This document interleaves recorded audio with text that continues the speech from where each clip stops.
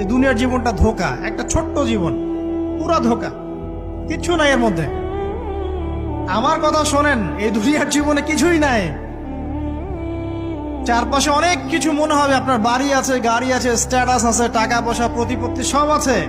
আদতে আপনি একা, আদতে আপনাকে একাই কবরে যাওয়া লাগবে, একাই আল্লাহর সাথে হিসেব নিকাশ দিতে হবে। কেউ নাই সাথে, আমাদের সাথে কেউ নাই। কিন্তু আপনি মনে করছেন যে সেলিব্রিটিজম, বড় আমি পলিটিক্যাল নেতা হয়েছি, আমাকে সবাই চেনে, আমি ইকোনমিক সেক্টরে লিড দেই, রাষ্ট্রকে লিড দেই, আমি ধর্মতাত্ত্বিক ক্ষেত্রে লিড দেই, আমাকে দেখলে মানুষ বাহবা দেয়, ইত্যাদি ইত্যাদি।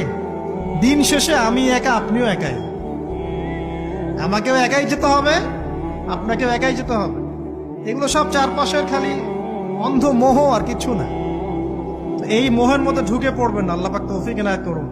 নবী সাল্লাল্লাহু আলাইহি ওয়াসাল্লাম বারবার বলতেন, আল্লাহুম্মা ইন্নী আউযু বিকা মিন ফিতনাতিদ দুনিয়া, বলতেন না?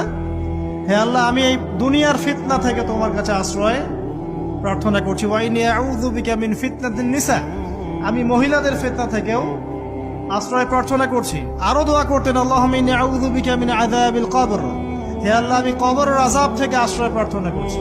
ওয়া আযাবি জাহান্নাম, জাহান্নামের আযাব থেকে আশ্রয় প্রার্থনা করছি। ওয়া মিন ফিতনাতিল মাহইয়া ওয়াল মামাত, জীবন মৃত্যুর ফিতনা থেকে আশ্রয় প্রার্থনা করছি। ওয়া মিন শাররি ফিতনাতিল মাসিহিদ দাজ্জাল, এবং দাজ্জালের ফিতনা থেকে